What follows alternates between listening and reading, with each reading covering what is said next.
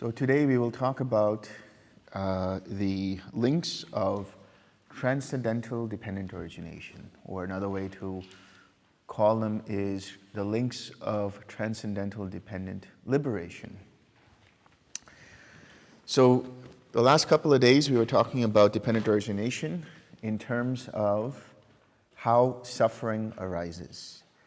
So when you look at dependent origination, you can understand the Four Noble Truths. You understand how suffering arises through these causes and conditions, which are these different links, right? And you understand how to cease them by 6Ring them whenever they arise. And by 6Ring them, you are using the path. So all Four Noble Truths are implicit in the links of dependent origination. Now, transcendental dependent origination, the way we will talk about it, will show you what you have been doing so far on this path, in this retreat, what you have been doing, how you have been applying the path. So the Eightfold Path, as well as the enlightenment factors, are all interwoven in these different links of transcendental dependent origination. So what is the first link that is shown? Well, actually, it is suffering. Because in order for you to come out of suffering, you need to know that you are suffering, right? And the Buddha has said that there are two ways that come out of suffering. In other words, when there is suffering, it leads to two things. One is it leads to further confusion, where a person tries to numb their suffering through sensual pleasures. They think, oh, I'm stressed out and all of these things. I'm going to go spend time with my friends, and I'm going to go to the movie theater, or I'm going to have a beer, or I'm going to do this, or I'm going to do that, right? So all kinds of sensual pleasures. But that only distracts you from the suffering. It only takes you away for a little while. But then you still have some suffering after that. So it leads to either confusion, or it leads to inquiring, is there a way out of this beyond just sensual pleasures? And so that is known as samvega. Samvega means spiritual urgency, meaning you realize that, yes, I am suffering, and so now you search for a way out of suffering. Maybe for some of you, but for many participants who come for retreats, the search is actually very literal. They go on YouTube and search, and they find Bhante Vimramsi, or they find TWIM, Tranquil Wisdom Insight Meditation, and they think, maybe this is worth trying. And here you are now on retreat. And you do so out of faith. That is what it leads to. Suffering leads to faith. Faith here comes from the word saddha. Now, when we use the word faith, it sometimes denotes the idea that we have to believe in some kind of deity, or we have to pray to the Buddha and things like that. No, not at all. When you are taking the three refuges, you're not bowing to the Buddha with the idea that he's a deity. What you are doing is you are taking refuge in the idea of Buddhahood, that it is possible for somebody to become fully awakened. And that you are acknowledging and being grateful that somebody actually has done it. So that level of faith is there, that there is somebody who had the capability of experiencing full awakening. And then the Dhamma, which is that there is someone who actually introduced the path leading to the cessation of suffering, the Dhamma. And then the Sangha is the Sangha of bhikkhus and bhikkhunis. Those monastics, or those monks and nuns who have continued the tradition by bringing the suttas into this time, right? They have done what they can to keep the tradition alive as best as possible. And then there is the Sangha of lay people who help the community of monastics and also help each other, like lay teachers. So you have monastic teachers, you have lay teachers, you have lay people who practice right? So that's a community. Right now what we have is a Sangha. We have a Sangha of meditation practitioners, of Dhamma practitioners. So taking refuge in them means that you are grateful to be part of a community. And you're committing to be helpful and being helped by the community. You might not notice this, but when you meditate together, there is a field of energy that can be produced. And when you send out metta to everyone, you are feeling that. You are experiencing that. And others around you might also experience that. So you are sharing in the meditation. This is a wonderful thing to do. So when we say, faith, we're talking about faith in the Buddha, Dhamma, Sangha, meaning we are acknowledging the Buddha, Dhamma, and Sangha. We are showing gratitude for the Buddha, Dhamma, Sangha. Now, part of that is also to take precepts. When you take precepts in the morning. So right now, during the retreat, you take 8 precepts. At the end of the retreat, you will take 5 precepts. And the 5 basic precepts are absolutely important, non-negotiable. Yeah? If you want to progress on this path, you have to have the precepts. Why? Is it about some absolute morality? Perhaps. But it's more about your peace of mind. When you keep the precepts, when you make a commitment to keep sila, what does sila actually mean? Sila means foundation. Sila is the bedrock. If you don't have a good foundation, then the rest of the building collapses. No point in having meditation. No point in having insight if there is no morality, ethics. Now, what is the reason for that morality? Is it just because there is a judge who's going to judge you at the end of your life? No.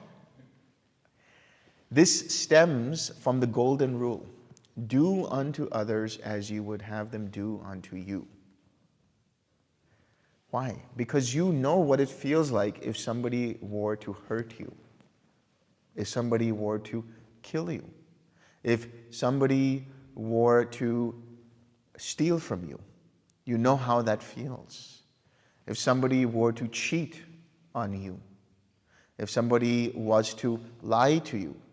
Or if somebody was to be boisterous in intoxication and misbehave with you. You know what that feels like. Knowing the disturbance that it creates in your mind, why would you do it to others? That's the practicality of it. That's the practical utility of it. When you keep these precepts, your mind remains without regret. So there's another sutta. The one that you have now in terms of the chart comes from Samyutta Nikaya 12.23, the Upanisa Sutta. But there are other suttas that talk about this, and they talk about it with different variations. There's Anguttara Nikaya 10.1, 10.2, 10.3, 10.4, and 10.5. And all of them have similar kinds of links. But there it talks about, the first link is virtue, sila, which then leads to non-regret. That's what we're getting at. So the faith that we're talking about encompasses gratitude for the Buddha, Dhamma, Sangha, and taking the effort to keep the precepts. This then leads to a mind that has no regrets. When you have no regrets, your mind is able to stabilize in itself. And then your mind experiences relief. It's a very small, minor kind of relief, but it's relief nonetheless. And that relief comes from when you let go of the hindrances. And so you have pamoja. Pamoja means gladness. Pamoja means gladness in the Dhamma. Pamoja means every time you hear a Dhamma talk, your mind becomes uplifted. Every time you take the precepts, your mind becomes uplifted. Every time you read the suttas, your mind becomes uplifted. Every time you take refuge, your mind becomes uplifted. Every time you 6R and let go of an unwholesome state of mind, your mind becomes uplifted. That is the gladness we're talking about. The relief and gladness you feel from that. So how do you do that? You need energy, right? So now we're going to interweave the Noble Eightfold Path, and we're going to interweave the enlightenment factors. When we talk about faith, that also includes right view. Having the mundane right view. What is the mundane right view? That there is action and consequence. That what I do has consequences. My intentions have consequences. That there is this world and the other world. In other words, there is the world of the six sense bases, and there's the world of experiencing jhana in meditation. Through the Brahma Viharas, for example. Then there is mother and father. This is part of right view. We'll talk about that more when we discuss right view. But that's basically having gratitude for the people who brought us into this life, because it gives us the potential to experience Nibbana. And that there are those who have walked the path and know what the path is about. That's what you're here for, right? So this is all part of faith, right view. But also that includes mindfulness. That includes being mindful of your own mental states. That's the beginning of the practice. Becoming aware of how your attention moves from one object to the other. Having deep presence of mind. Then you make the effort to let go. You make the effort to take precepts. You make the effort to take refuges.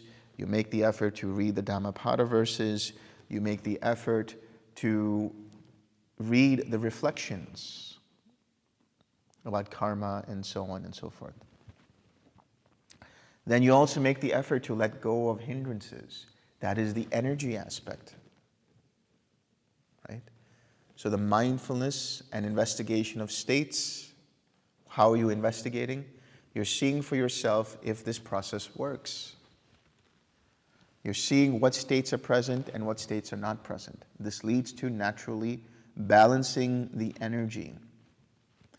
As a result of which, you start to experience greater amounts of gladness or relief.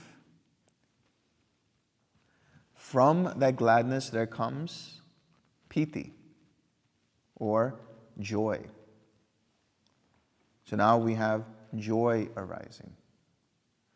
So in terms of the Eightfold Path, we now have right mindfulness, right view, right intention, right speech, and right action, and right livelihood. So most of that is covered. And then in energy, what is covered is right effort, through which you experience gladness, and then you experience joy. So this joy that you experience, this piti, is just a step in the process. It is not the end-all, be-all. That's why I was always saying joy is overrated. Because it's just a path. It's just a step in the path. So this joy, this piti that you experience, is the enlightenment factor of piti. And it's also the joy factor that you start to experience in the first and second jhana.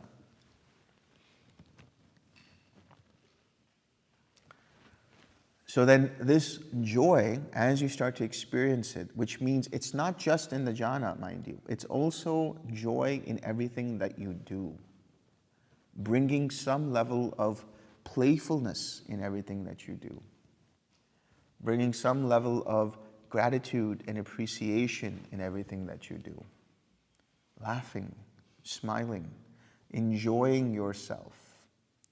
This is the first thing I said to you guys. You have to be able to be like a child. You're here on vacation. Enjoy it. Yeah? So, this joy then translates to, excuse me.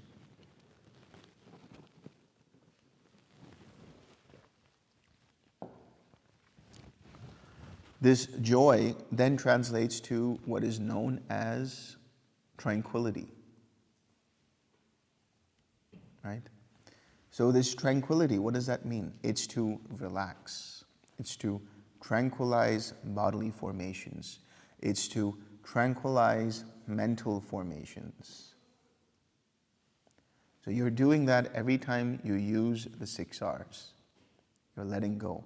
Every time you use right effort, you're doing the tranquility step already. So what does it mean? When you are joyful, you also have to be able to take it easy. Don't try so hard.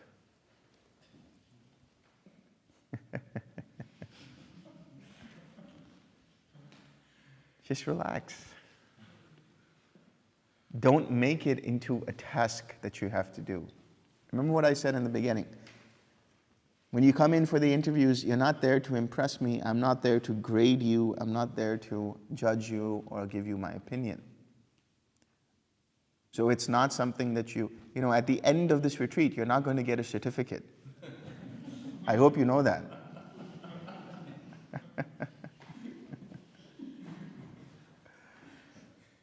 So there's no goal here. There's nothing to work towards except for having more fun, being more relaxed, and taking life one moment at a time.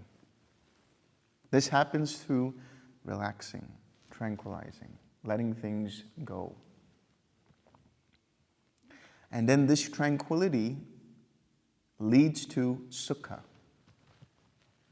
which means comfort and happiness. So now we have the tranquility factor, right? So we have the joy factor, then we have the tranquility factor, then we have the sukha factor. Or I should say the sukha, which you experience in the first, second, and third jhana. So what is that sukha? That sukha is comfort in the body, being comfortable in your own skin, being okay with things as they arise. So it's a small little, let's say, preview of equanimity. Or you could say it's the younger sibling of equanimity, sukha, being comfortable with everything.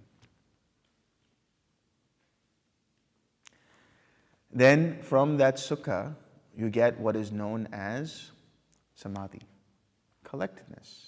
So here we are now. We have the samadhi factor. We have the collectedness factor. So we started off with coming into this retreat, having some suffering here or there, coming into this retreat and having some faith that perhaps this retreat will be beneficial. And so you have the faith by saying, okay, I will take refuge, I will read the Dhammapada verses, I will take the precepts, I'll try this process and see how it works. And so you have some faith in also following instructions, and you say, okay, I will try it out and see for myself if this works. And so this is the mundane kind of faith that you are experiencing, because there's also super mundane, which we'll talk about in a little bit. And as a result of which, you start to experience more uplifted states. Those uplifted states result in greater degrees of joy. That joy then goes into tranquility. That tranquility then gives you comfort, and now you have samadhi. Now the mind becomes more and more collected. And so now you're getting into the factors of the first 4 jhanas, specifically in the 4th jhana, where the mind is absolutely collected. So now you have the samadhi factor and you have right collectedness. You go through the 4 jhanas and you have deep equanimity also that arises.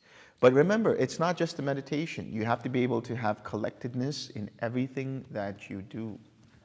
While you're walking, is your mind collected? While you're eating, is your mind collected? Do you know what's going on? Are you aware of what's going on while you're eating? Are you aware of what's going on while you're walking? Are you aware of what's going on when you're sitting by the lake and looking at the ripples of waves on the surface? Where is your mind at all times? So that's the mindfulness and the collectedness. How attentive are you of present moment time? How aware are you of the choices that you are making? Or are you allowing the mind to become distracted and almost automatically inclined to certain choices? Or are you making the effort to notice, okay, here is irritation coming up, or here is anger coming up, or here is craving coming up, or, oh, my mind is restless right now. I'm going to tranquilize. I'm going to let go. So this is all part of collectedness. You require that collectedness in order to experience this, but in order to have collectedness, you also have to have the other factors. You have to be able to notice through mindfulness where your mind is at all times. So this is the samadhi factor. So now we have faith, we have gladness, we have joy or rapture, or what's also known as piti. Then we have tranquility, then we have sukha, and now we have collectedness. Now that collectedness leads to what's known as, it's a big word in Pali, yatta bhuta jnana dasanam. And what that means is, yatta bhuta, right? Yatta bhuta means reality. Jnana means knowledge, and dasanam means vision. The knowledge and vision of things as they actually are. How does that come about? When you stop taking things personally. If you don't cling to an experience with the sense of I, and you're just saying, oh, meditation is going on, I am not meditating. I'm allowing the meditation to happen, just observing. Through my observation, there is collectedness. And through those ingredients, something is happening. Loving kindness is present. Radiating is going on. Or quiet mind is there. Whatever it might be. So this is part of yatta bhuta jnana dasanam. Seeing things as they are. So another word for yatta bhuta jnana dasanam is equanimity. That's the synonym for this, seeing things as they are. Equanimity means what? It means the same thing, seeing things as they actually are without getting affected one way or the other. Completely okay with whatever is going on. And that is informed by the understanding and seeing of things as being impersonal, not taking them so seriously, not making things mechanical. Yeah, it's easy to do that because, in Buddhism, I think the Buddha loved lists. He loved to make all kinds of lists, right? We have the Eightfold Path, we have the 12 links of dependent origination, we have the 4 foundations of mindfulness, we have the 5 aggregates, we have the 5 hindrances, we have the 18 different kinds of consciousnesses, we have the 37 requisites of enlightenment, and so on and so forth. And so it's easy for the mind to say, oh, I have to remember to do this, I have to remember to do this, am I doing this, am I doing that? And you make it into a dry, mechanical process. It's easy for the mind to fall into that. But my understanding or my humble opinion about this is when the Buddha was giving a talk, he allowed the process of giving a talk in such a way that the theme of the talk that was discussed was in a certain order. And then later these lists were compiled and developed in a way for the mind to remember the things that the Buddha said. So it's not important to memorize the lists. It's just important to see if the mind is experiencing these things. And the only way to do it is to do it in a way that is enjoyable, in a way in which you relish the process. Make it like a game, right? Treat each jhana like a level of a game, right? Treat each hindrance as just some kind of minion that you have to let go of. Yeah? That's it. If you start to see it in that way, it makes it that much more fun. Then all of these other things are already present. But if you do it the other way, oh, maybe I need just a smidgen of this, and an ounce of that, and a little bit of this, and then I'll have everything. You're missing the point if you're doing that. So what the Buddha is doing is, he is reverse engineering. He's saying, I have seen all of these things, and I'm just showing you what are possibilities of what you will experience. I'm showing you the engine of the car. But you don't need to know how the engine works, what are the different components of the engine to enjoy driving the car. Right? So, if there's anything you should take away from this retreat, is learning how to enjoy everything that it is that you do without getting attached to it, including the meditation. So, yata bhuta jnana dasanam. That's really the equanimity factor that's there. The collectedness factor leads to the equanimity factor. And now you have good amounts of equanimity, which you experience, for example, in the fourth jhana, and you experience as a brahmavihara in nothingness, when you're in nothingness.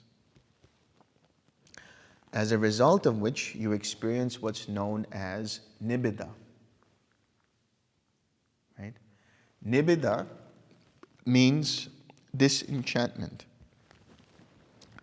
The literal translation of nibbida is revulsion, but that might give the idea that there's some kind of aversion to things that are going on. I'll give you a very practical example of what nibbida is, what disenchantment is. Right? Let's say you go to lunch, and I told you about this, right? Chocolate cake. I always use the example of chocolate cake. And let's say you'll enjoy chocolate cake. Somebody enjoys chocolate cake. And after you go for lunch, there's a pastry chef who presents you the chocolate cake and says, this slice was made specifically for you, please enjoy it. And you eat it, and you're happy, and you're delighted, and you enjoy it. And maybe you'll say, I might have another helping of chocolate cake. Or maybe they'll say to you, would you like another helping? And you might say, yeah, I might have another helping. So you eat another slice of chocolate cake. And you enjoy that. And then you might say, maybe I'll have a little bit more. I'll see if I feel like having a little bit more. And so the person says, here, please have another slice. Maybe by the third slice, you become quite full. Yeah?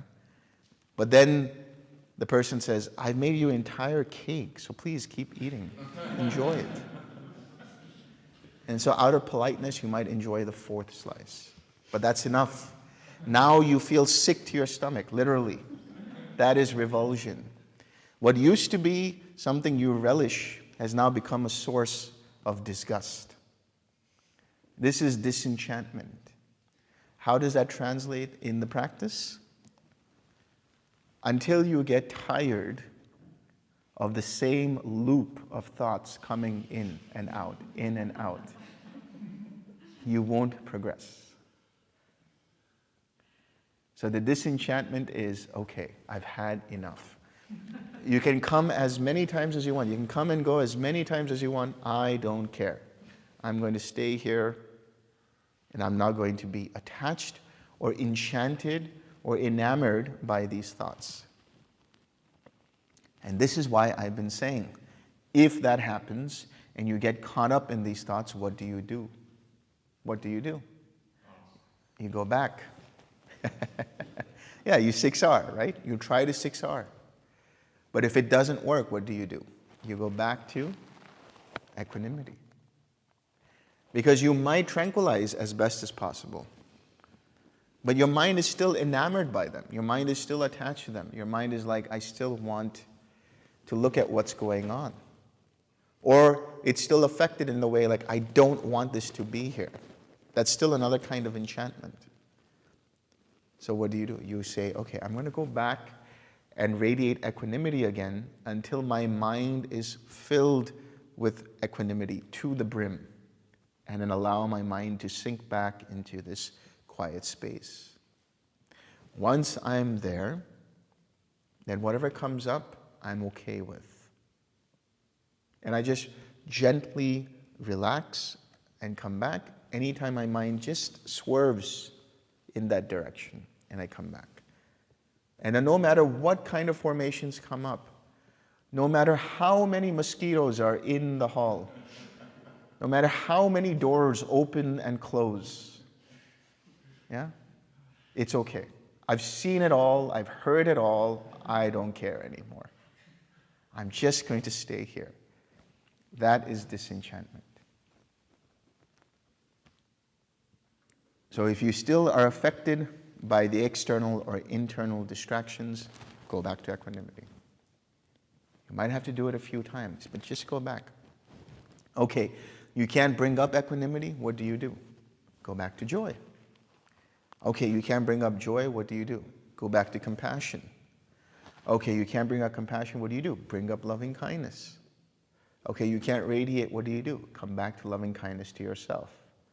Okay, you can't do that, what do? Go to forgiveness. Okay, you can't do that, what do? Go for a walk. Yeah. So this is the blueprint for how this process works. This is a very important blueprint because it's showing you, okay, this is dependent upon this. So the equanimity is dependent upon collectedness. The disenchantment is dependent upon equanimity. So if I'm not having enough disenchantment, I just go one step before. And then I just develop that until the disenchantment comes. Now, you can't bring up disenchantment or dispassion. Disenchantment arises as a natural fruit of equanimity. Disenchantment and dispassion. So what is dispassion? Dispassion comes from the word viraga. Vi here means detached or not, and raga means passion or being interested in something. So this is another deeper level of disinterest in whatever it is that is arising. So this dispassion feels like your mind is in a protective bubble. And no matter how many formations come up, your mind remains unwavering. Usually this is around the time you are in quiet mind or in still mind or even signless collectedness of mind. Now, in daily life, you can continue to practice in this way by having equanimity towards all experiences as best as you can, by not taking things personally. And as a result, the things that used to bother you don't bother you as much, or maybe they don't even bother you anymore. Then you know you have more disenchantment and dispassion. So this dispassion in the mind feels like you're in a protective bubble, and it's like your mind is like a non-stick pan. It's like Teflon. Anything that comes into the mind just glides on through. Nothing sticks to the mind. The mind has a non-stick quality to it at this point. And so here, you're just staying. This place of mind becomes your home base. And as you're here, you are in the eye of the storm. Other things might be around you, but you remain unattached. You remain here, collected. You don't care anymore of what's going on. And then when you least know it, then vimutti happens. Now when we talk about vimutti, or freedom, or liberation, or cessation, we can talk about it at two levels. We might talk about vimutti in the sense that you get free from the hindrance, or you get free from the distractions, you get free from the formations, but also you might experience freedom in the sense of total cessation of perception, feeling, and consciousness. Now, when you are just about there, what happens? You have an expectation.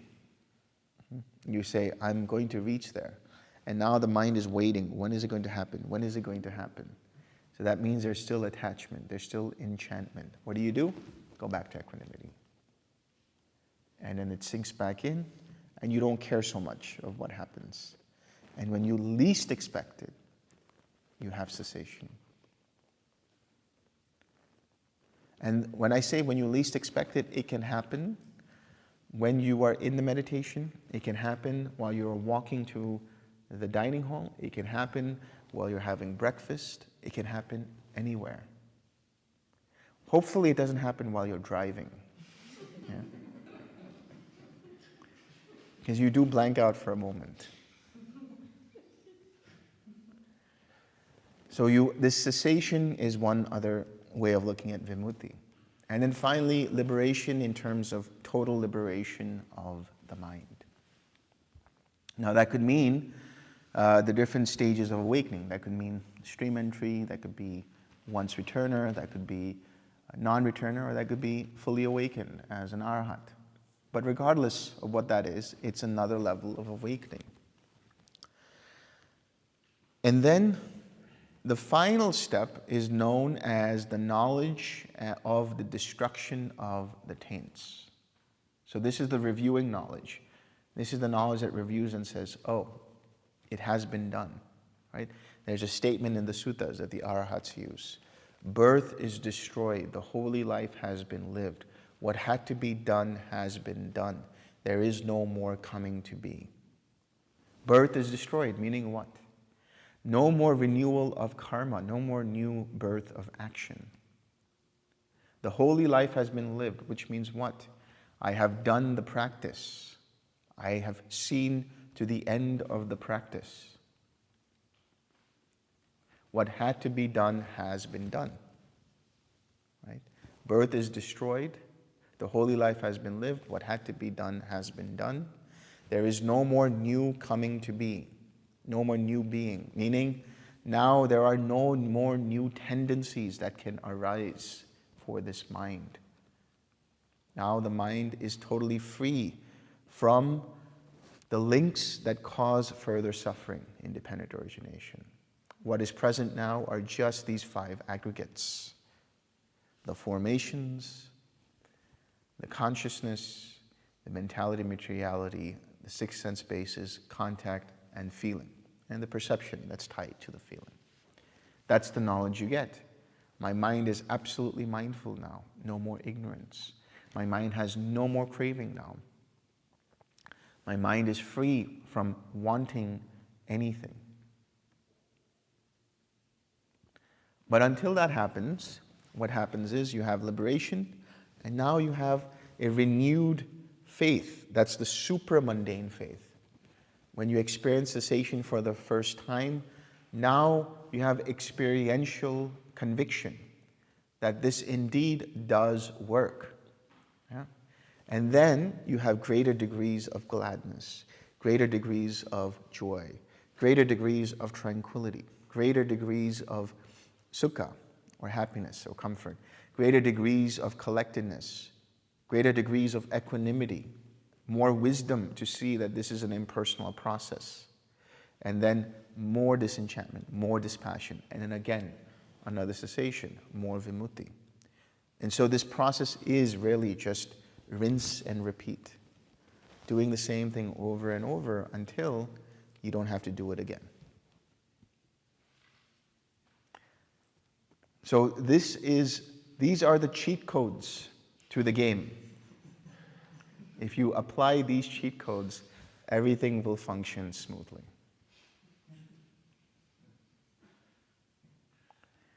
Are there any questions?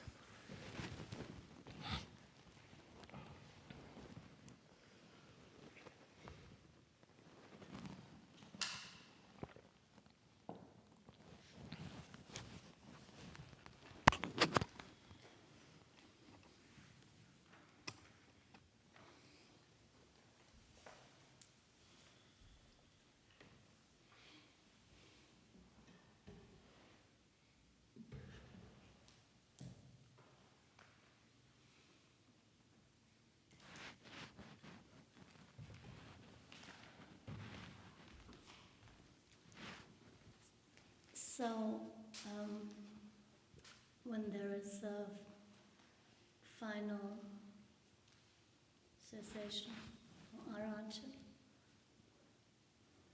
where do you go? Or go back home.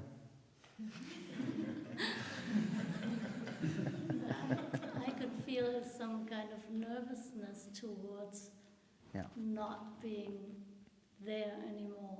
Yeah. Yeah, strange. That's okay, and that's very natural. Yeah. Because it's until you actually experience it for yourself, there will be that hesitation. But cessation can feel, or before you go into cessation, it can feel fearful. And that fear comes from that sense of self thinking, oh, I'm going to die. I'm going to no longer exist. And sometimes it arises in the form of heart palpitations or nervousness or sweatiness in the palms and so on. But all of those are just conditions in the mind that are used to this idea of a sense of self that's always going to be there. And in order to allow that process to fade away, you just keep tranquilizing. And if that doesn't work, you go back to equanimity. This is really that cycle that you will have to do. And then the funny thing is, once you do experience cessation, you'll say, oh, I want it again. Now you're okay. You're like, no, now I really want it. Forget the heart rate, forget everything, I just want that. Right? And then, so that's why I say the first time is easier, because you don't know what to expect. Even though I've given you all kinds of information and details about what it feels like, it's still a concept in the mind until you actually experience it for yourself. You know, it's like if I tell you about sugar. Oh, sugar is, not spicy, not bitter. It tastes sweet. It tastes nice on the tongue. I can give you an entire Dhamma talk on sugar. Yeah? I can give you an entire PhD thesis on sugar.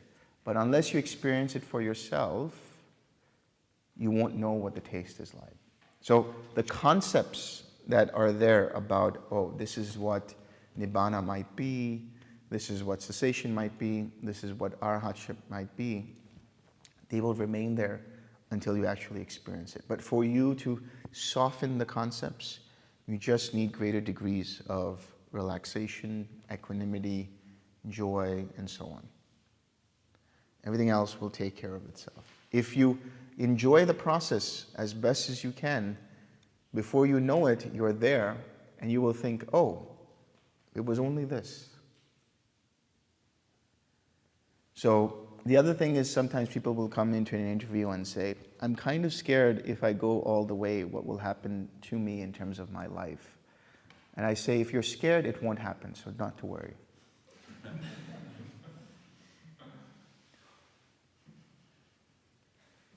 But, your main question was, what happens after arahantship? What happens if somebody becomes an arahant? Well, first of all, they will have let go of all 5 fetters, the higher fetters, which means they will no longer take things personally ever anymore. It means that their mindfulness will be absolutely pristine.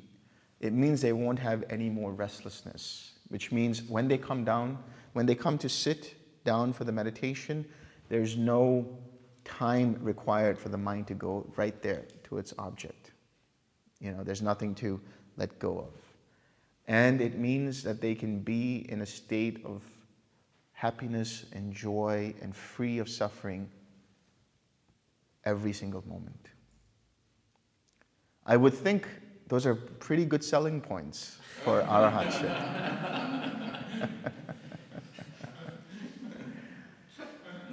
But yes, also what is let go of is you have no interest in making money. You have no interest in having a job. You have no interest in maintaining a family, and so on and so forth. Meaning the fetter of householdership, of the lay life, drops away from you. And so you become the ultimate slacker. right? Huh? A slacker? Well, a slacker is a word for somebody who's lazy, doesn't want to do anything. Yeah. It's the ultimate laziness.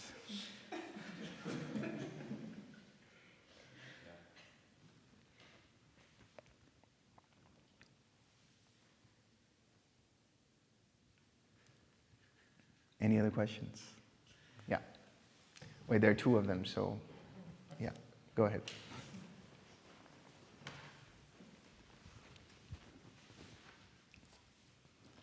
I'm sorry for asking this because at this stage, I just want to find out if there's any distinction between like two types of, it's not two types, like Brahmavihara has been named as like loving kindness, compassion, empathy, joy and equanimity on one side. And then again it talks about body, feeling, mind phenomena. Mm-hmm. Is it just linked? Is it same as each one? No. Don't make that connection. Yes. These are all qualities of the mind. So it's happening at level of mind. So it's a feeling, but it's also happening in mind. So it's mindfulness of the quality of loving kindness or any of the Brahmaviharas, which is a mental quality, so at mind, and also being felt as something, as a sensation in the body. So that's also part of body. And it's a phenomenon that happens. So in that sense, it's not like one Brahmavihara is connected to one foundation. It's integrated in all foundations. All of them are integrated in all foundations. Yeah. Thank you. Okay. Thank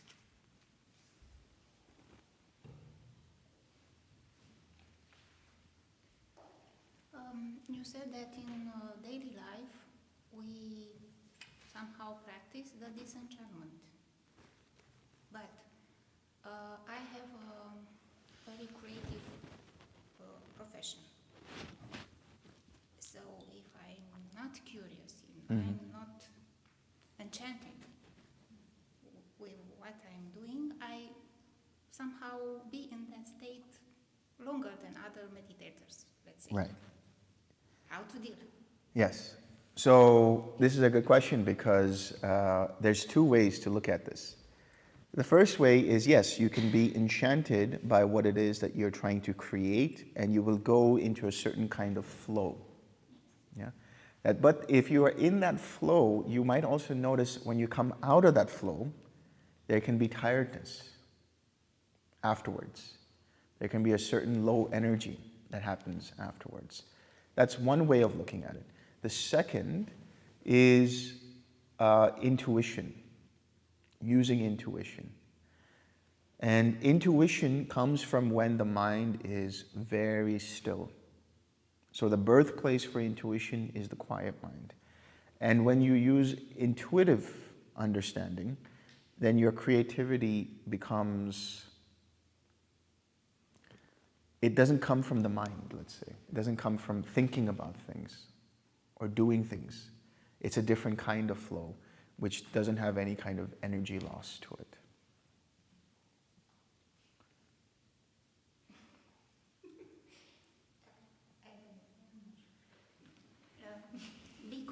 Because after I started meditation and I find out that I can be in joy, Yeah. I don't feel that urge to create like before. I see. So for me it's a problem because I can't eat if I don't earn money Right. with my profession. Yeah.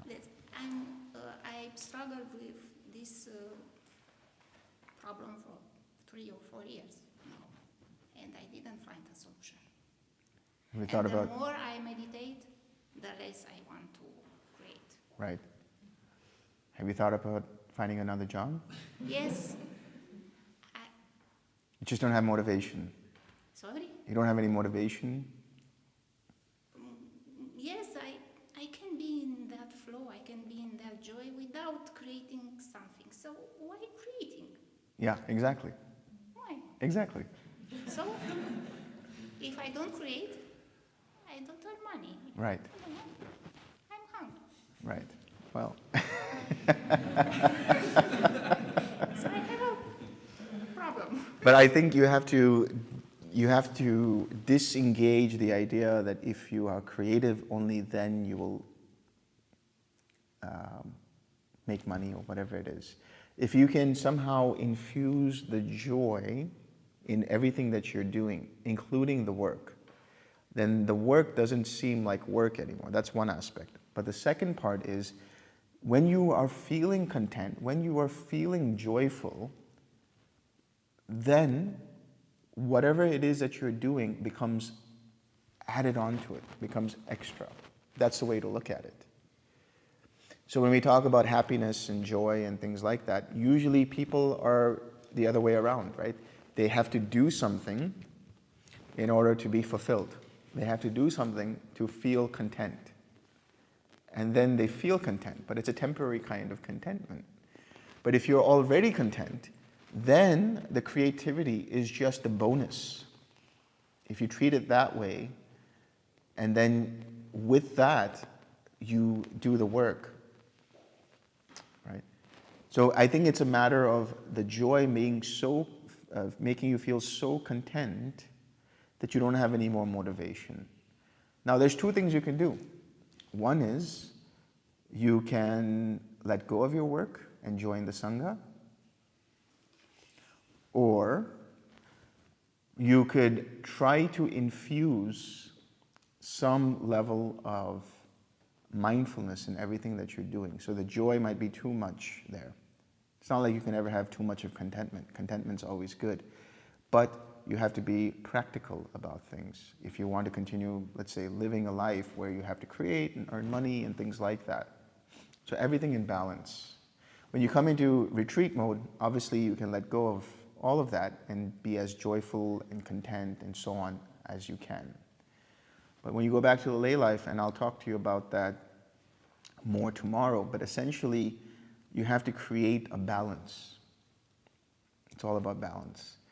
Enough joy to get on with your day, so you feel happy throughout the day, but at the same time understanding that there are responsibilities for yourself and perhaps your family or whatever it might be, and infusing everything that you have learned in the process of your activities. So it's not about it being one or the other when it comes to that life. Well, it's about equanimity, but it's also about integration. Okay. So take the joy, put it in the drawer Right. until I finish my work. And Right. after that, And then you can go play with the joy again. okay. Yeah. Thank you.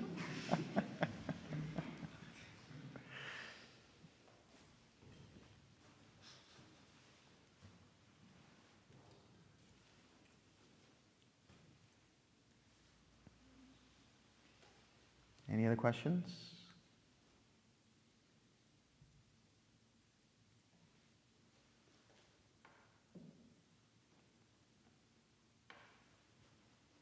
Okay. Let's share some merit.